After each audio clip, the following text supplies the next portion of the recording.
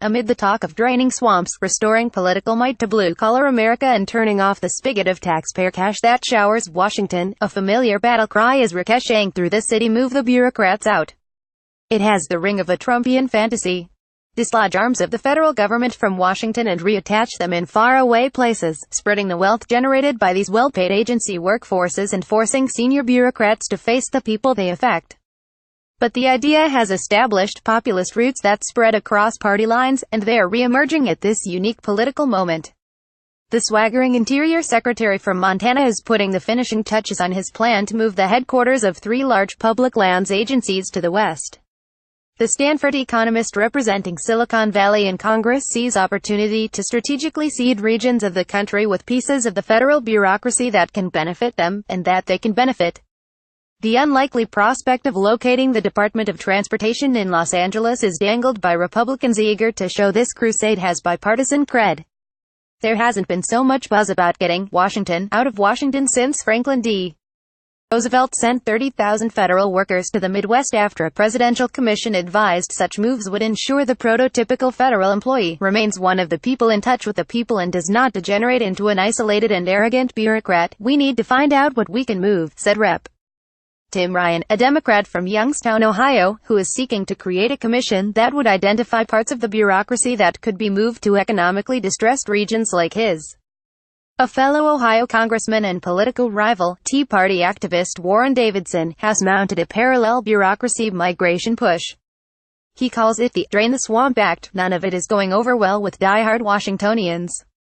Many scold that the idea will flame out the same way it did when the Clinton administration pondered and then dropped a big relocation initiative, and the Reagan administration did the same before it. When the House Government Oversight Committee passed a divest D.C. resolution earlier this year that calls on all agencies to investigate moving out, Eleanor Holmes Norton, the non-voting House representative for Washington, warned that it would cost taxpayers a fortune, spread dysfunction throughout the bureaucracy, and economically devastate the region. Her Democratic allies on the committee were not impressed by the suggestion of the measure's sponsor, former Rep. Jason Chaffetz Ruda, that maybe it could lead to the Department of Transportation moving to the traffic capital of the nation, liberal Los Angeles. Other Democrats, though, are intrigued by the possibilities of a redistributed bureaucracy. "There is a lot of wisdom outside the Beltway," said Rep. Ro Khanna, the Silicon Valley Democrat. He wants agencies to more aggressively tap into it, as the Defense Department did when it set up a shop in Silicon Valley. Khanna, a Stanford economist, is among several in Washington's intellectual circles who say fading factory and farm towns are well positioned to benefit from the kind of relocations envisioned in plans like Ryan's.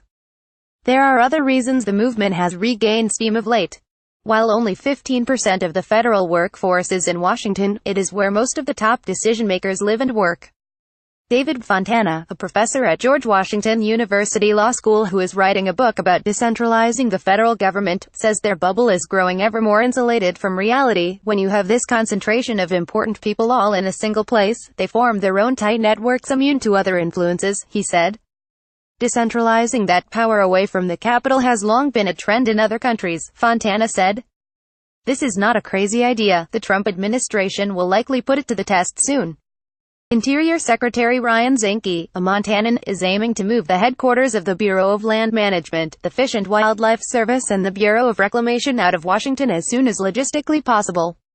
Western politicians like Sen. Cory Gardner-Arcolo are cheering him on. 99% of the nearly 250 million acres of land managed by BLM is west of the Mississippi River, and having the decision-makers present in the communities they impact in Colorado or across the region will lead to better results, Gardner wrote in an email. He wants the Bureau headquartered in his state, and Colorado's Democratic Governor, John Hickenlooper, has joined Gardner's lobbying campaign. House Natural Resources Committee Chairman Rob Bishop Ruda, who held a hearing Thursday to examine Zinke's plan, said in an interview that his constituents are so distrustful of what they see as heavy-handed National Park Service that he had to abandon his plan to elevate Dinosaur National Monument to a national park, a move that he hoped would lure a world-class research center to the state and boost tourism. He's hopeful Zinke's blueprint would ultimately ease those tensions by bringing more public lands management out west. Some Democrats, though, see a sham at a time. Zinke has also been unabashed about his plans to shrink the Interior Department's workforce, which includes pushing workers out by relocating them. This reorganization is an exercise in weakening the Department of Interior by driving employees out, said Rep. Rogelio Vidares. Once they're gone, the extractive industries will be able to check off the top item on their wish list, getting the stewards of public land out of their way. A lot of the broader relocation debate is familiar, and some scholars project that while a few hundred jobs might get moved here or there, the broader vision of moving large pieces of Washington officialdom hundreds or thousands of miles away will end up in the shredder, as tends to happen with outsized plans to reinvent and reimagine government.